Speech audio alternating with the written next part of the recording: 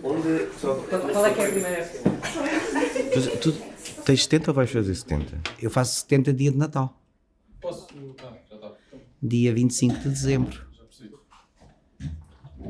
70 anos, é verdade. Que é uma treta, porque essa coisa de fazer 70 não. Completamos 70, porque no dia seguinte já temos 70, já entramos no 71º. Estou sempre a dizer isso. Estou sempre a dizer isso. Eu digo, não, tu já cumpriste, agora estás no primeiro dia dos 71, neste meu Exato. caso. Mas isso é irritante. Isto já não está a gravar? Já está a andar. Cool. Olha, que belo Mas começo. falando mas é mesmo por aí que eu gostava de começar a conversar contigo. Eu tenho 56 e no outro dia estava a pensar que idade é que eu escolheria, se pudesse, que eu escolhia para ser eu ou continuar. E pensei, é exatamente a idade que tenho se eu não envelhecesse mais. Tu em que idade é que tu a escolherias? Eu gosto desta idade, mas eu gosto desta idade sobretudo pela estrutura, dizer cultural é muito pedante, mas pela estrutura de conhecimentos que já tenho. Portanto, eu gosto de ser velho, não importa nada que digam já que sou velho. Fisicamente é mais irritante, porque já não saio da cama com aquela agilidade e sobretudo agora, na altura de Natal, quando fiz a árvore de Natal, eu fiquei 3 dias a recuperar com dores em todo o corpo, porque eu gosto de fazer árvores de Natal muito, muito grandes e muito cheias e portanto isso obrigou durante 5 horas, eu levei 7 horas a decorar, porque são sempre muito bem trabalhadas. Subir escadote e descer escadote e portanto essa marca física dos 70 anos já cá está. Agora em termos de cabeça, não me sinto de espírito não me sinto com 70 anos e não me importa ter 70 anos, pelo contrário, eu gosto de fazer anos porque é sinal que estou vivo, não é? Portanto, que bom, já cheguei aos 70. E quando se teve uma mãe com 101, eu ainda tenho aqui uma esperança, eu acho que vou sair a ela, ou pelo menos quero sair a ela e chegar cognitivamente bem aos 100. Então, em termos de cabeça ficarias nesta idade, para sempre? Em fisicamente, em qual é que tu gostavas de ter ficado para sempre nessa idade? Eu gostava era de não ter as repercussões dos 70 e dos 80 certamente, não é? Sim, 60. Aos 60 não sentia esse peso, que não é peso, mas pronto, já não há aquela agilidade, a trabalhar a agilidade, mas por exemplo de manhã é que eu noto que é lá, custa a pegar. E diz-me uma coisa, ao bocado estávamos ali a conversar antes de nos sentarmos aqui e fez-me lembrar, só que não me lembro do nome da atriz. No outro dia estava a ver uma entrevista e ela disse, eu passo o dia na televisão a entrevistar pessoas, eu chego ao fim do dia, já socializei tudo o que tinha, eu não quero sair. Não seria a Marília Gabriela, a jornalista brasileira? Porque ela acho que diz sim, isso. eu acho que foi ela. É ela. E sentes o mesmo? Sinto, há dias em conversa com a Júlia Pinheiro, que tem mais ou menos o mesmo ritmo de vida que eu, foi a própria Júlia que disse, já reparaste como a Marília Gabriela diz aquilo que nós sentimos?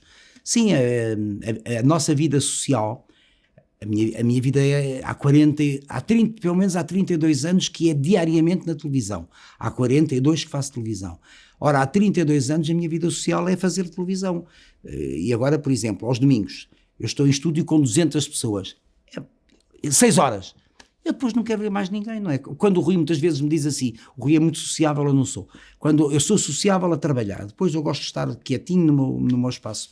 Quando o Rui muitas vezes encontra pessoas e diz-me assim, anda cá que eu quero te apresentar, a primeira coisa que eu digo é, eu não quero conhecer mais ninguém. Porque lido com muitas pessoas diariamente. Portanto, a nossa vida social, sobretudo para quem faz televisão diariamente, acaba por ser o espaço de trabalho, não é? E isso não me causa impressão nenhuma, não é? Depois, claro que sociabilizo com meia dúzia de pessoas não da área da televisão em jantares.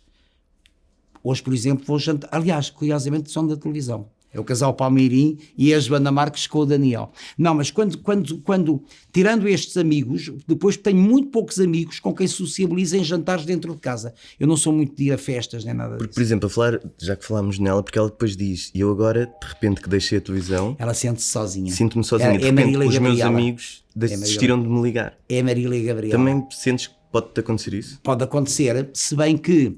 Mas ela diz que não sofre de solidão. Ela pode se sentir só, mas o peso da solidão não a afeta assim tanto. Mas eu não tenho medo disso, porque eu sempre vivi muito comigo e muito bem comigo. Portanto, eu gosto muito de estar comigo e não sofro de solidão. Agora, eu não consigo, a esta distância, prever como é que será o meu futuro quando deixar de fazer televisão, ou quando deixar, pelo menos, de fazer televisão diariamente, não é? Mas eu quero fazer outras coisas, tenho muita coisa para fazer. Eu acho que é importante, ela própria diz que estar com ela que é agradável, se bem que tenha momentos em que apeteça chorar e chora, e portanto, mas isso também acontece comigo, e continua, e estou a fazer televisão, estou no ativo em pleno, portanto, não penso muito nisso, mas é natural, não penso muito nisso até porque, inevitavelmente, quando se trabalha em televisão, quando se trabalha em teatro, e quando se está rodeado de pessoas, quando se chega à casa diariamente, essa componente de estar só, acontece. Isso para mim é muito pacífico. Mas, É pacífico, atenção. Mas eu não consigo antever como é que será. Choras muito? Não. Em público não. Depende das conversas e depende das ações. Em televisão, se houver coisas que metam filhos e mães, emociono-me, mas eu consigo domesticar isso. Até porque eu acho que quando o apresentador se emociona, o foco da conversa é imediatamente desviado e injustíssimo para o protagonista. Portanto, isso eu tenho muito respeito por quem está à minha frente a contar uma história de vida ou a contar-me uma história. Portanto, aí consigo domesticar bem. Consigo conter-me, pensar rapidamente noutra coisa enquanto a pessoa está a falar, para não me deixar tocar, porque a notícia passada... Mas já te aconteceu? Mas isso acontece N vezes no programa da tarde, com conversas assim frente a frente.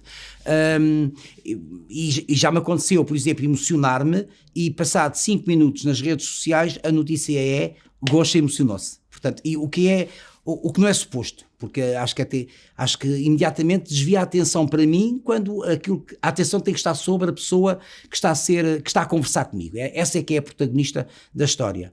Agora, sou capaz de me emocionar a ler algo de muito bonito, portanto, a ler um livro, sou capaz de me emocionar. Eu emociono-me muito com arte, portanto, nas viagens, se entro num sítio muito bonito, a estética, a beleza, emociona-me. E depois emociona-me algumas cenas de teatro ou de filmes, sim. Mas não sou muito de chorar. Mas se tiver que chorar, choro. E, por exemplo, choro e ainda faço outra coisa. Agora já não faço há muito tempo isso. Que era, mas isto é um bocadinho louco, que é... porque também já não tenho assim um desgosto de amor há 25 anos. Mas aí também chorava, com certeza. Punha-me à frente de um espelho para pensar... Isto é louco, hein? Que é... Já chorei e depois fui pôr-me à frente de um espelho e pensei que grande plano de televisão... Isto é loucura já.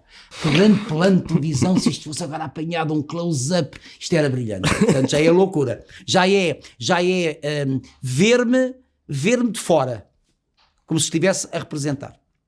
Mas isto já não acontece há muitos anos. Disseste há bocado que querias fazer muitas coisas.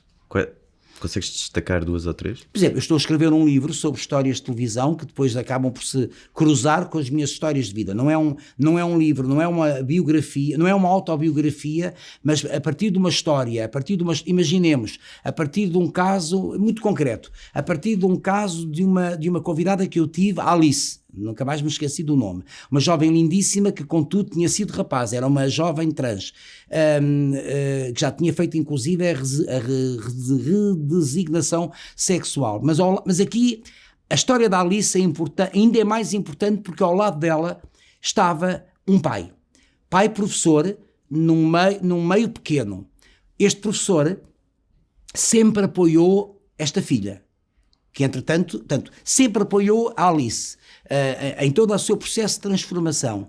E, portanto, quem é notável nesta história, a história da Alice vale por tudo aquilo que ela passou e ainda por cima num meio pequeno, mas quem é notável é este professor, um homem de 40 e tal anos, que todos os dias vai dar aulas numa terra pequena, portanto, onde todos se conhecem, certamente com preconceitos.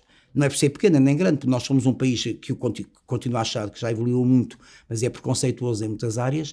E pronto, esta é uma história que eu vou contar. Aliás, eu tenho já transcrito tudo aquilo que eles disseram que eu achei interessante.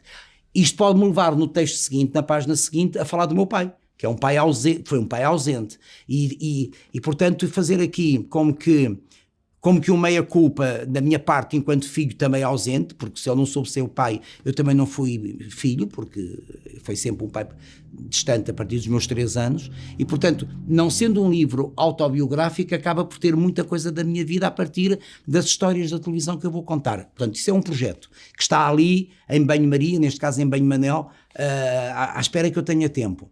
Eu gostava muito de fazer um podcast ou um videocast sobre violência doméstica, porque acho que está muito por fazer em Portugal, andamos a falar disto há 20 anos e as mulheres continuam a ser mortas às mãos dos companheiros em nome, levianamente, abusivamente, em nome do amor. Portanto, já te estou a dar aqui 2 projetos. Viajar também, quer dizer... Mas isso já fazes, não fazes? Faço, mas faço muito, eu vou muito à procura daquilo que eu gosto em termos culturais, que é as óperas, os bailados, os concertos, portanto, vou muito aos mesmos sítios, muito à Europa, são saídas de 3 dias, não dá para ir nem a Nova Iorque, acho que é disparatado ir só 3 dias quando se perde um dia de avião. Um dia não, porque depois recupera-se o tempo quando se chega lá, mas é muito centrado aqui na Europa quando eu quero viajar para mais longe. Por exemplo, muitas vezes uma celebridade passa na rua, as pessoas olham, mas contigo, como estão há tanto tempo contigo na televisão, sentem que te conhecem. Eu ando muito pouco na rua, mas quando... Pois era o que eu ia dizer, não deve ser fácil andar na rua. Não, é facílimo. É? Até porque se eu não gostasse de ser gostado, era empregado de escritório. Fechava-me aqui não é aqui, bem, aqui não me importava nada fechar, que isto é lindíssimo, mas fechava-me num sítio qualquer, noutra profissão. Acho um bocado ridículo nós queremos ser conhecidos e depois querermos de um momento para o outro, porque dá muita amassada a sermos conhecidos, queremos ser anónimos, quer dizer, eu acho que a única coisa que me pode incomodar é estar num restaurante e virem pedir para tirar selfies, que isto acontece, não é? Depende também dos restaurantes, mas aí o que eu costumo dizer é, no final da minha refeição, eu tiro as selfies que quiser. De resto, na rua, sendo na rua, paro N vezes, também por isso não ando muito na rua, mas sendo na rua, paro N vezes e falo com a pessoa. Se a pessoa vem ter comigo e diz que gosta de mim, eu pergunto como é que ela se chama, se tem filhos, se não tem filhos, se é casada. Interessa-me 3 minutos pela pessoa, é o mínimo que se pode fazer. Não me aborrece nada ser conhecido e ser abordado na rua. Quer dizer, nunca sais à rua com o Woody, com boné, que não se reconheça quem tu és. Eu acho que as mulheres conseguem mais sair à rua se não puserem maquilhagem, são capazes de passar despercebidas. É verdade, não é? Agora, a minha voz, eu ponho um barrete, se eu puser um barrete, mas eu abro a boca, a minha voz é muito reconhecível, não é? Não, mas eu acho que sim, que as mulheres têm mais essa defesa se quiserem passar despercebidas. Mas eu não quero passar despercebido. Eu sendo na rua, saio à rua, eu vou sair daqui, por exemplo, e quero ir à Fashion Clinic de casa, home, pronto, e depois quero ir mais adiante a uma loja. Eu vou fazer, eu tenho aí o carro como motorista, eu disse já a ele, encontramos lá embaixo, na Boghi Milano, às 8 horas, portanto, não vou de carro para ali, eu quero ir a pé, claro que vou passar, claro que vou parar várias vezes, isso faz parte. Nem é a fatura que se paga, faz parte e sabe-me bem. Ser gostado sabe-me bem, não é? E, por exemplo, quando viajas no estrangeiro, os portugueses vão ter contigo? Depende das cidades. Se for em Paris, há muitos.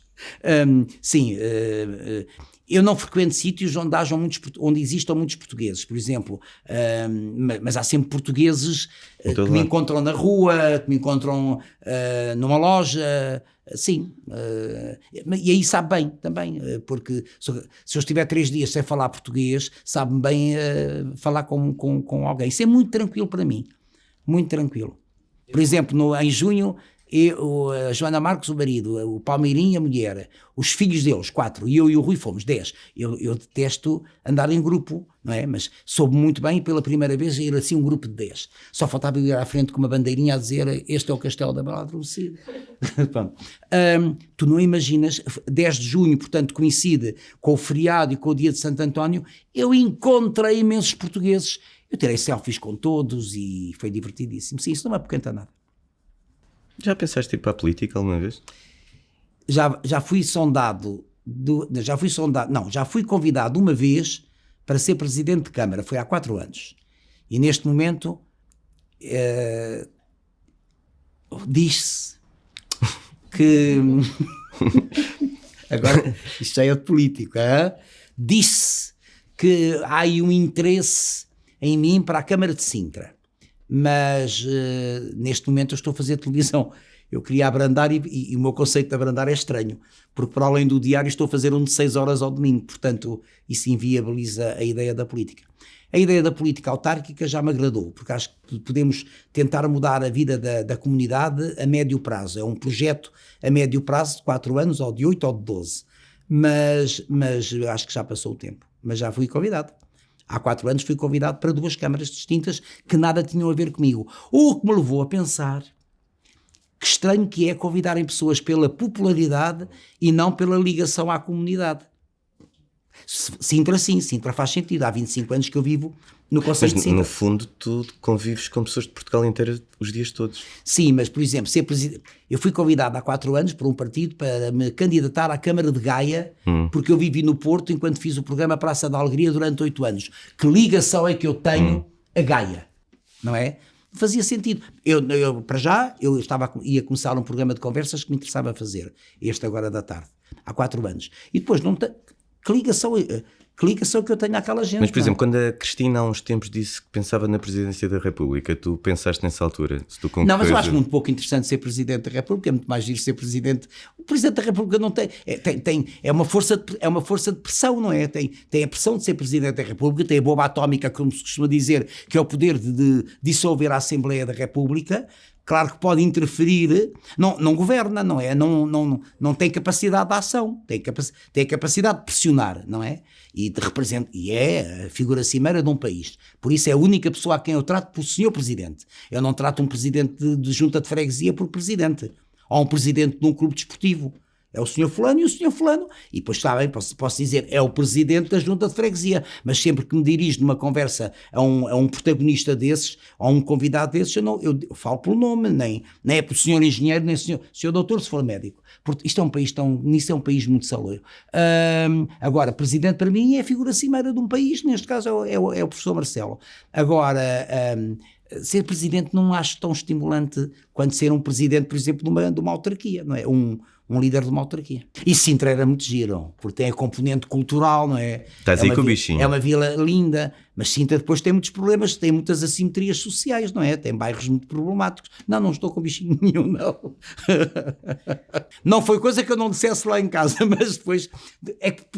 É porque depois pode ser sondado, mas entretanto apareceram compromissos televisivos que põem de parte essa questão.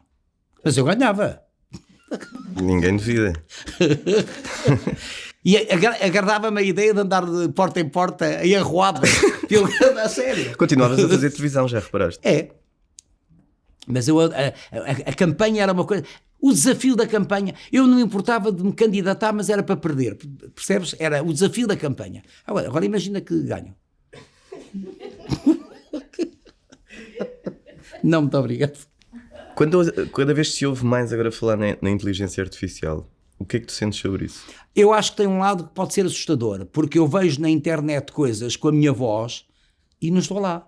Eu não disse aquilo.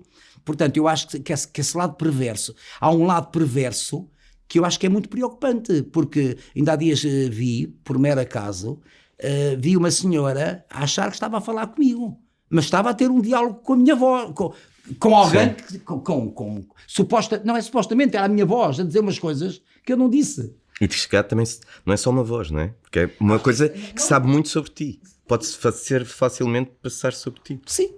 E, aliás, sabem tudo sobre mim. E, portanto, eu já vi a inteligência artificial, cenas minhas, eu a ser algemado pela polícia, por exemplo, não é? Mal vestido nessa altura. Muito mal vestido. Eu disse logo. Não sou eu. Vê-se pelo amarrotado da camisa, pela conjugação de cores, pela conjugação de padrões. Mas eu acho que esse é o lado preocupante da inteligência artificial. É que as pessoas caem facilmente no engodo, na mentira e na manipulação.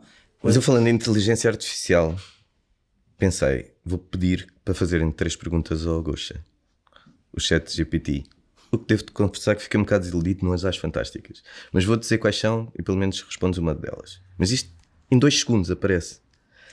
Você sempre foi conhecido pela sua autenticidade e estilo marcante. Já houve momentos em que sentiu pressão para mudar quem é, para agradar o público ou o mercado? Não. Nunca sentiste pressão? Não. Aliás, eu nunca senti pressão de forma alguma. Nem sequer em relação às audiências quando não as tive. Não. Nisso não posso queixar. Talvez quando deixei crescer a barba, agora em termos físicos, não é em termos de personalidade, quando deixei crescer a barba houve um certo receio na TVI, na direção, de que o público me acompanhava de manhã, porque o público da manhã é muito característico, é um público mais envelhecido, são as avós, as tias, também há uma malta nova que está em casa a estudar, ou uma malta nova que entretanto só tem aulas à tarde, mas maioritariamente é um público mais envelhecido. Aí houve o receio de que as pessoas estranhassem o passar da cara limpa, sem barba, com a cara com barba, mas não foi sequer pressão. Eu disse, eu não vou tirar porque eu gosto de me ver assim. Em termos de personalidade, não. Se bem que eu me adapto aos formatos, portanto, num programa de conversa de 1 hora, claro que é uma coisa muito mais séria, não é formal porque eu não sou formal, e se tiver que desconstruo a conversa, mas é uma coisa mais intimista, mais séria, ou um programa como aquele que estou a fazer agora de puro entretenimento para a família, é muito mais efusivo, portanto, as pessoas têm que ter a noção de que eu posso ser qualquer pessoa pode ter várias valências dentro da sua própria personalidade. Eu nunca tive que mudar para agradar ao mercado e para agradar ao público. Aliás, eu penso mesmo que é essa verdade que as pessoas gostam. Outra pergunta é: o que mais gostaria que as pessoas se lembrassem sobre o Manuel Luís Goxa, tanto profissionalmente como pessoalmente? Pessoalmente sou-me nas tintas, portanto eu parto do princípio que eu quando morrer quero lá saber o que é que vão dizer de mim, não é? É engraçado esta resposta que te estou a dar. Eu agora estou a pensar na resposta, porque realmente eu foco-me muito em termos... A minha vida é profissão, a minha vida é televisão. Eu sempre quis fazer televisão. Eu quando era miúdo olhava para a televisão, reparem, eu vou fazer 70 anos, portanto, década de 60. A televisão ainda não... Eu sou de Lisboeta, mas nessa altura vivi em Coimbra com a minha mãe, o meu irmão e a minha avó materna. A televisão era a única janela sobre o que se passava e mesmo assim controlada pelo regime de então. E portanto, o meu sonho era, eu quero ir ali para dentro, eu quero fazer aquilo que aqueles senhores fazem. A partir do momento em que há 42 anos consegui, minha vida passou a ser esta, portanto eu cumpro-me no trabalho. Agora, aí profissionalmente gostaria que, podem não dizer o que quer que seja, porque já morri, portanto eu estou-me nas tintas, preocupei, até porque vou ser esquecido como qualquer pessoa é esquecida. A última pessoa que se lembra de mim a partir do momento em que morre, acabou-se a memória de Manuel Luís Goxa, se bem que ela esteja registada. Há uma vantagem, se formos aos arquivos da TVI ou da RTP, há 300 registros meus de vários programas. Na TVI também haverá, mas eu estou a falar dos registros da RTP porque estão na internet. Agora, e se teclarmos o meu nome, se googlarmos o meu nome, aparecem centenas ou milhares de coisas. Umas agradáveis, umas menos agradáveis, aparece lá de tudo. Agora, profissionalmente, eu sei que muitas pessoas dizem que eu sou um bom profissional. Porque eu quero ser um bom profissional. O que é um bom profissional para mim? É saber o que é que está a perguntar, é respeitar quem está à frente, é achar que a pessoa que está à minha frente naquela meia hora, 50 minutos ou 10 minutos, mas é mesmo, isto é a verdade, é olhos nos olhos, como estou agora a fazer contigo, e achar que aquela pessoa com quem estou a conversar, sendo eu quem coloca as questões, é a pessoa mais importante do meu universo naquele tempo. Portanto, se me disserem assim, o Goxa prepara-se muito bem, é verdade. O Goxa o melhor não sou, porque não acho que haja o melhor em coisa alguma. Posso estar num primeiro patamar, mas isso é à custa de muito trabalho. Portanto, se um programa de domingo, que é um programa de mero entretenimento, em que as conversas têm 3 horas, eu levo 5 horas a preparar, uma conversa de 1 hora, eu levo pelo menos 1h30 a preparar. Portanto, eu preparo muito. Quando eu digo que não tenho tempo para mim, é porque o tempo que eu tenho para mim é a trabalhar, é a pesquisar, mas isso dá muito prazer, porque eu sempre tive essa curiosidade insaciável em relação a tudo e em relação até às outras pessoas. Portanto, se disserem de mim, ele foi um grande apresentador de televisão, ótimo. Agora, também se não disserem depois de eu morrer... Mas para resumir, gostavas de ter nome de rua? Não, para quê? Não sei. Bem, se for uma avenida... Não ligo nada a isso, não. Como pessoa, acho que não sou uma pessoa, portanto, sim, mas isso a mim não me compete, mas tipo porreiro, está bem. Nome de rua não, nem de rua, nem de beco, nem de praça, nem de avenida. Não ligo nada a isso. Tu tens ideia do número de entrevistas que já fizeste na tua vida? Não tenho, mas, por exemplo, é fácil. Se eu tenho 32 anos eu quando digo 40, eu tenho 32 anos à vontade de programas diários, são todos de conversa. Por exemplo, eu neste Gocha, que é o programa da tarde, são 4 anos. Devo ter feito já, são 250, pelo menos 1000, houve alturas em que eram 2, portanto 1500, só nestes 4 anos 1500, não é? Agora, há programas em que tenho 3 convidados, 3 conversas diferentes, portanto, milhares e milhares de conversas. E quantas entrevistas é que tu deste? Tu próprio?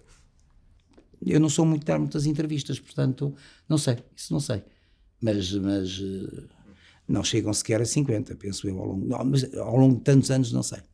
Talvez tenha dado umas 50. Mas acontece que estás a ser entrevistado e não deixares de ir para o outro lado e pensar, se eu estivesse daquele lado estava... Não, isso não penso, eu deixo-me levar pela conversa, porque sabe, eu sou tagarela, eu gosto de conversar, portanto sabe-me bem conversar, isso eu deixo-me ir.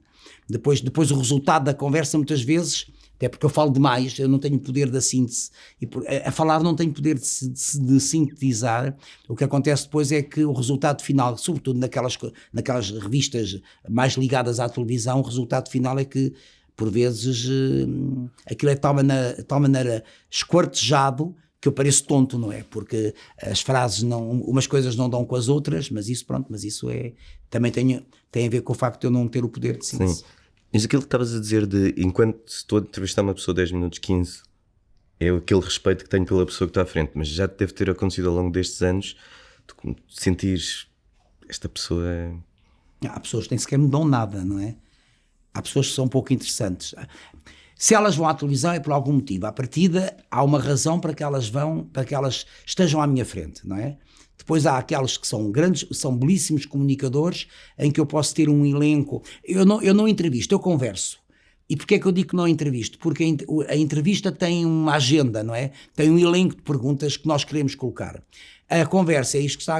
A conversa é eu pegar naquilo que a pessoa me dá e imediatamente esquecer uma pergunta que eu poderia ter no meu iPad ou na minha memória e pegar naquilo e ir por...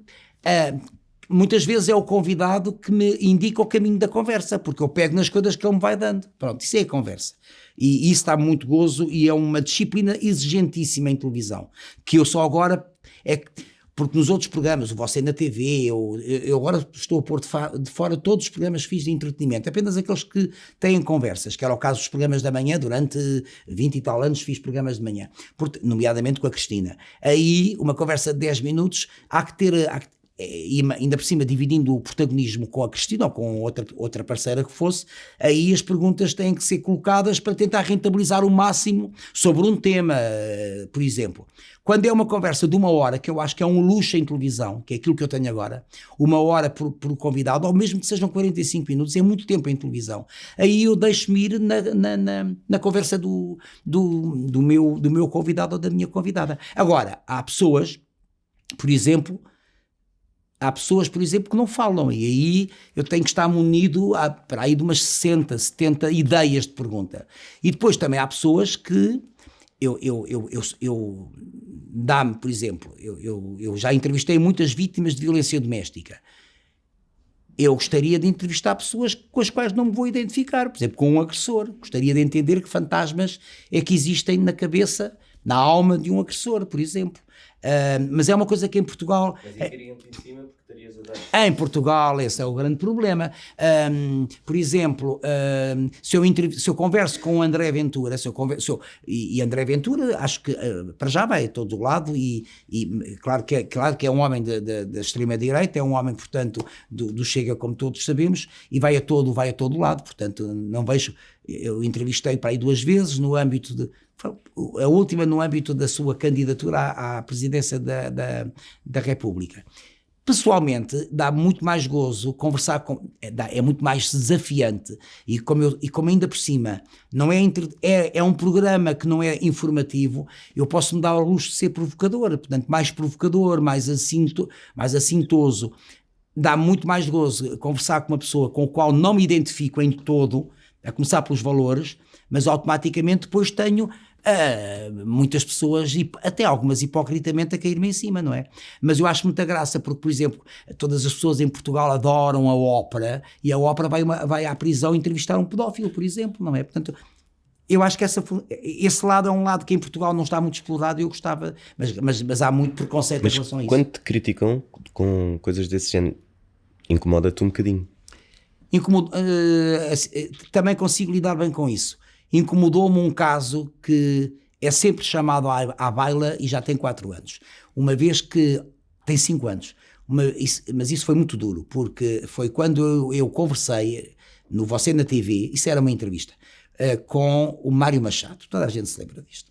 Mário Machado, portanto, que é um neonazi, não é? E ultranacionalista. E não fui eu que o convidei. Portanto, eu tentei explicar isto. Não fui eu que o convidei, só que vínhamos das festas de Natal e Ano Novo, e quando eu chego de férias, ele já estava agendado. E na altura disseram-me que havia uma conversa com ele, porque ele tinha dito na imprensa que Portugal precisaria de um novo Salazar, e houve alguém que me disse logo, é melhor recusares, Manuel Luís. Eu disse, não, eu quero ter este homem à minha frente para ser o contraditório, não é? As pessoas que me aconselharam a não fazê-lo tinham razão. Porquê? Porque não se pode entrevistar um homem destes. Eu acho que é no espaço televisivo que se deve entrevistar um homem destes. Isso mantenho.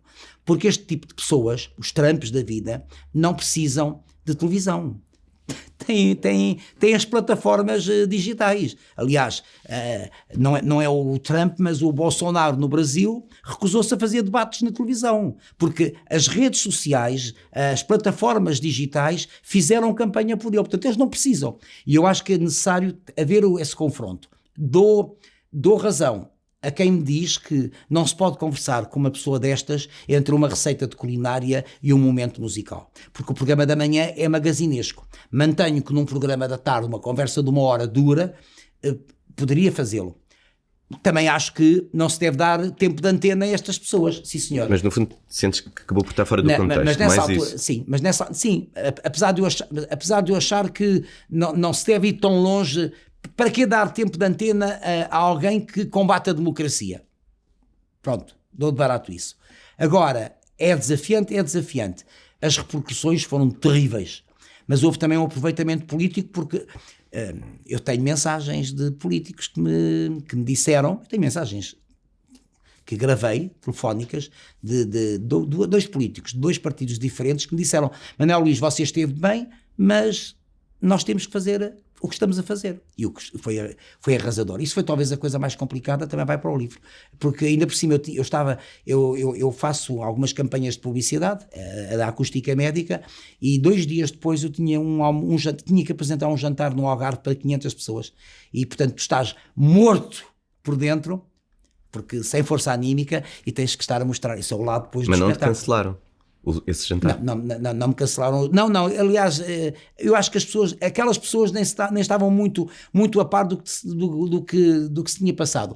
Mas todos os programas, o Eixo do Mal, os programas da opinião política, falaram disso, e eu fui completamente, não fui cancelado, mas fui, como agora se diz, não é? E isso não me assusta nada, porque como é que me conseguem cancelar se eu estou no ar todos os dias? Deixa-os cancelar. Mas foi duro, isso foi muito duro. Habitualmente uma má crítica, uma crítica desse género, ou uma má crítica não me deita abaixo, isso foi muito violento. Mas habitualmente, mas também foi bom para conseguir gerir daí para a frente tudo. Nem um grande elogio me envaidece, nem uma má crítica me deita abaixo. Eu sei o que vai. E és tu que... O teu Instagram és tu? O meu Facebook não, é da TVI, o meu Instagram sou eu.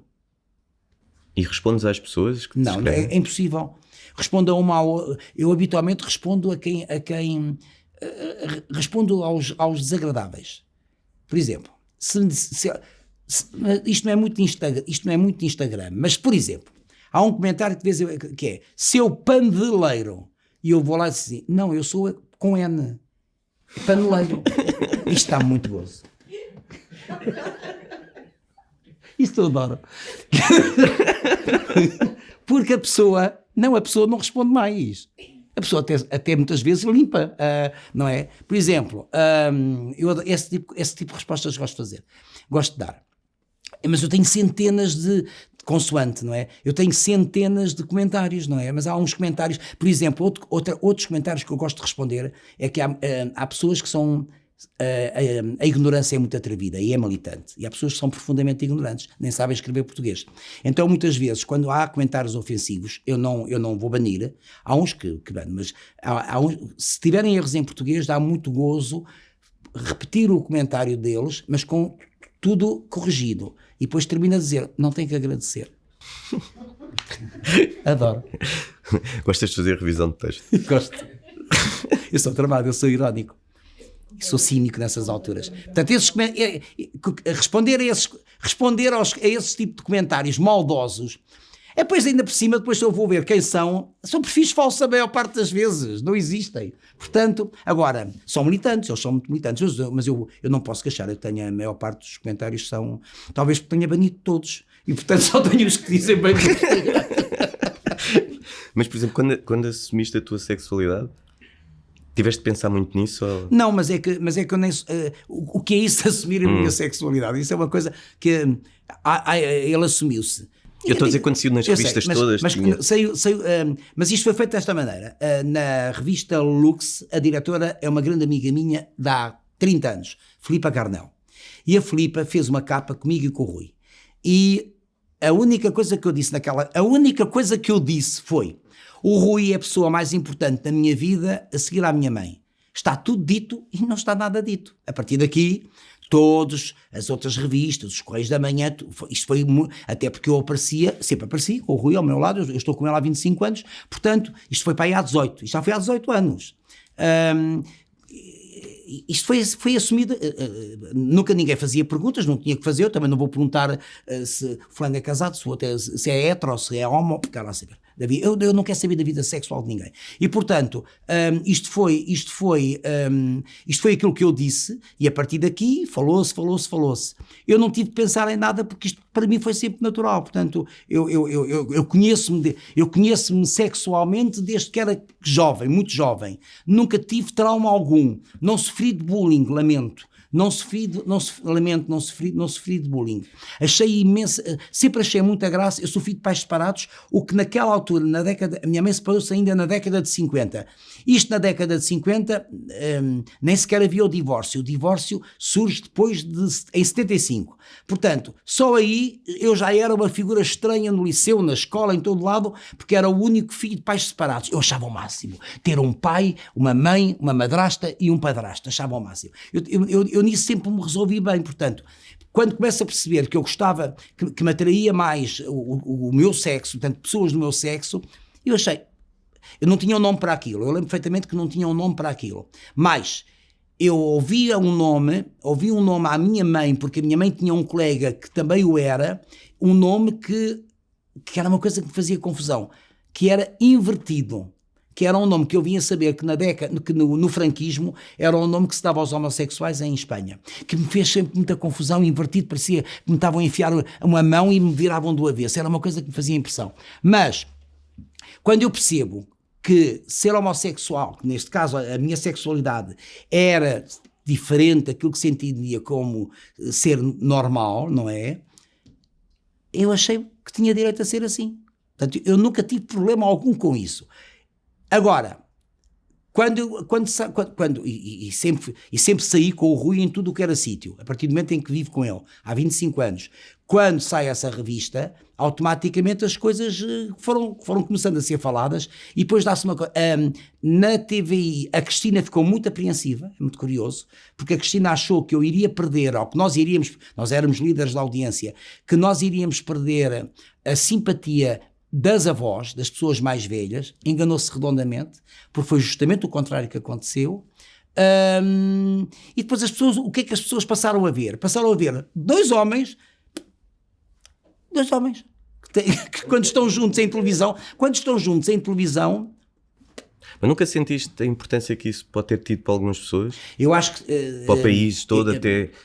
Eu acho, mas daí a ser uma bandeira não quer ser.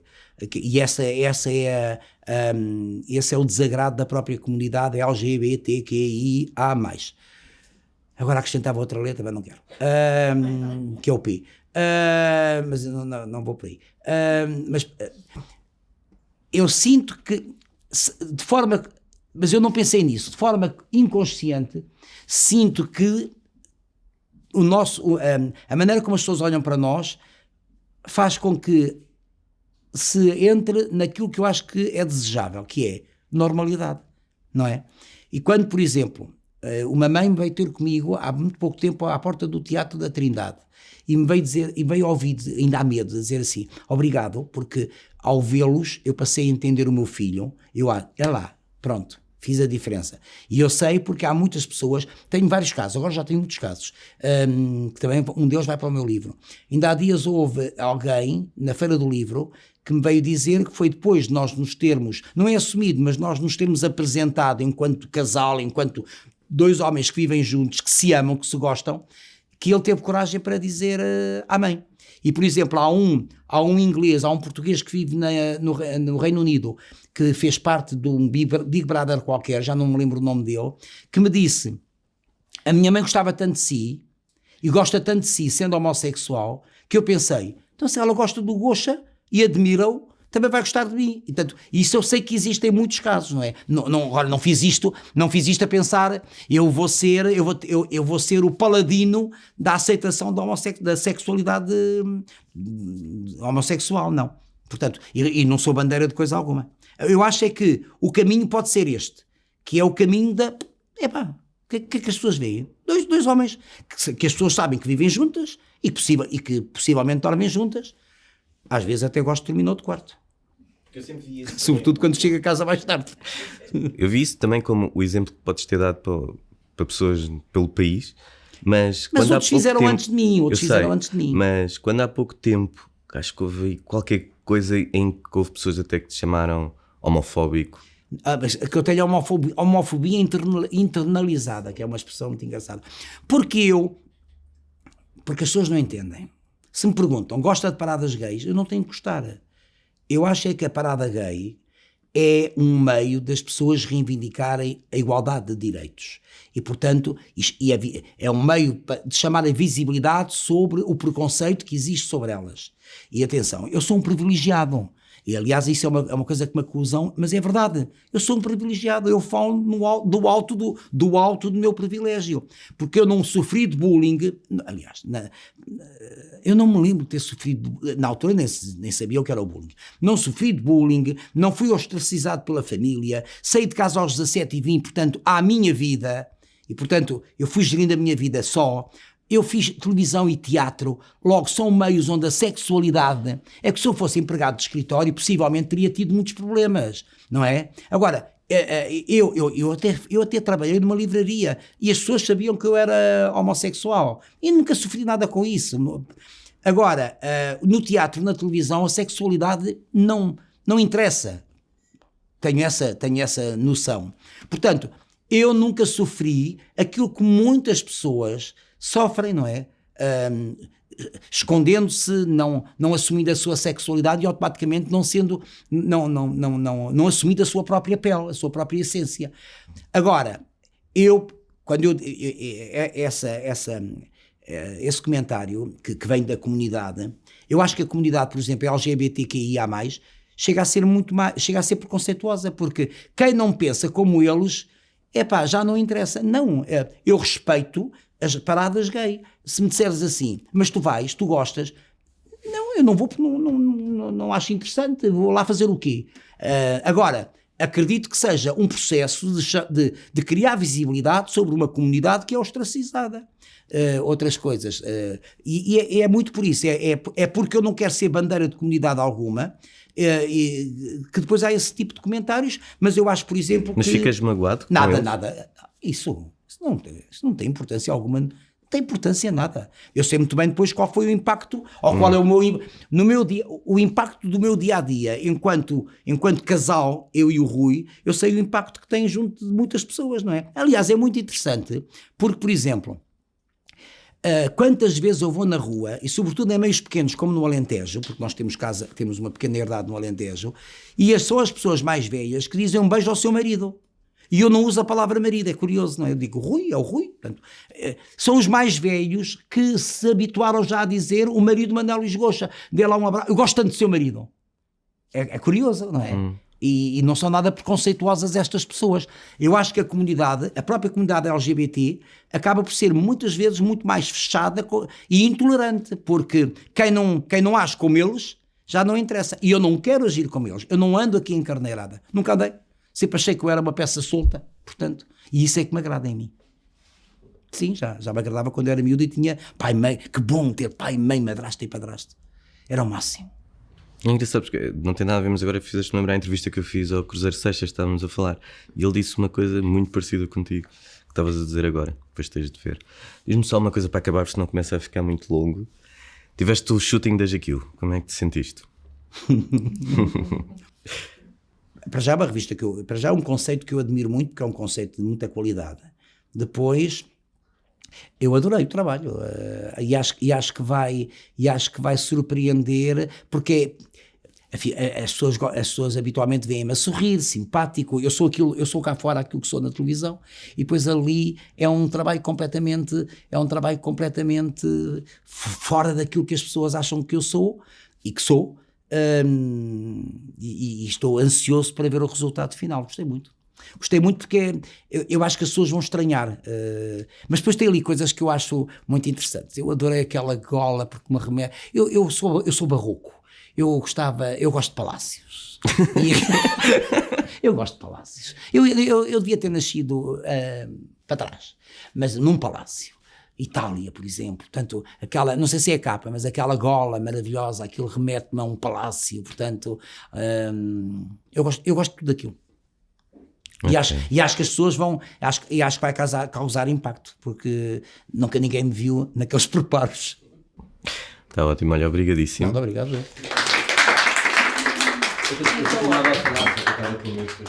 Por mim eu falo muito.